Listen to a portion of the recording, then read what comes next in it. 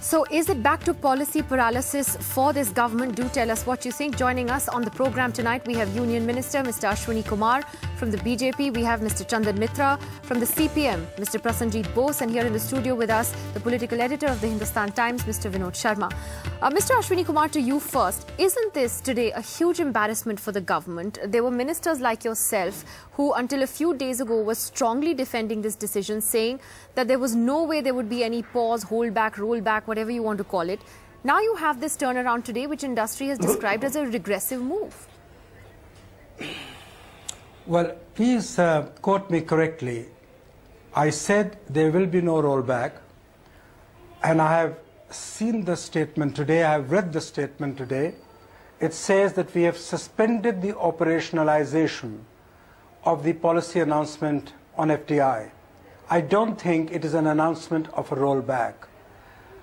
As far as losing face is concerned, I do not at all agree with the conclusions of your commentators who said a lot of things before this debate proceeded. I'm only here to tell you that this government will do what is in the best interest of the country, but we do need to have a broad political consensus.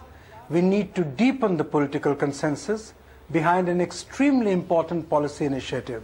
It is in the interest of the policy itself that it has the support of a wide spectrum of the political class. Sure, Mr. And Kumar, that is why it may be delayed a little while, but it has not been rolled back. Sure, but then shouldn't that political consensus have been sought before the cabinet cleared the decision, if that's what you wanted to do? The point is, if you're talking about consulting all the stakeholders today, then they should have been consulted before. This makes the government look completely indecisive and spineless.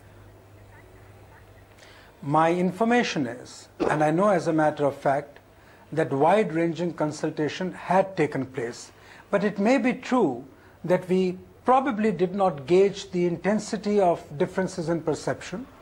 And once these were brought out, it was only fair that we tried further in our endeavors to persuade our allies and all stakeholders, including state governments and other interests, including the political parties, so that an extremely germane, relevant and important policy initiative has political backing to sustain it. What is wrong with this? Okay. I'm going to come back to you, though, on this issue of the suspension and the rollback. You insist that this is not a rollback, this is merely a suspension. But Prasanjit Bose, as far as the left is concerned today, your party is saying that it is virtually a rollback, that this is not a pause button, the stop button has been pressed. Why are you interpreting it like that? Well, we just hope that the government does not, revive this issue once again, because I don't see how the revival of this decision is not going to face the kind of united protest that we saw this time. So if the government, best of luck to them. If they want to, the way the minister is saying, if they want to revive this agenda again next year, I think that they will once again face the same kind of problem. We will once again have parliament being stalled. We will once again have strikes and demonstrations, and I don't think that is the way to run the country. But Prasanjit, does India's political class also need to be a little flexible and try and look at these issues from perhaps non-partisan perspectives? I mean, for instance, the government has insisted now over the last couple of weeks that it's up to individual states, for example, to decide whether or not to implement this policy. Do you need to look at this, purely on merit than necessarily through your political ideology? First of all, I think the whole question of political ideology is completely irrelevant, because as you have seen, that political parties across the political spectrum, including the government's own allies, including the Congress unit in Kerala, have been opposed to this move. So I don't think the question of ideological, blinkers is at all relevant here. But I think the more relevant thing which I feel is that all those who support these so-called reform measures, they are completely out of touch with the Indian realities. They are not realizing what is the real problem that is faced by the people of our country. Today we are having a situation where pricing are shooting through the roof.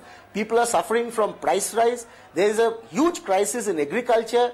And we actually need more proper attention, policy focus on the real life issues of the people. Now, we often find this whole thing about, political interests, good economics, bad politics. I think it is extremely bad economics to begin with. This whole idea of getting FDI and retail. I mean, I find this very strange that people in our country actually do not follow what is happening all over the world. In Europe, in the United States, there are very big protests taking place against these supermarket chains. You follow what is happening in United Kingdom, where not only the farmers themselves, the dairy farmers all over Europe, the dairy farmers, the producers of fruits, and the small producers, they are all protesting against the supermarkets because they are feeling the squeeze of the supermarkets and they are not getting a price for their produce.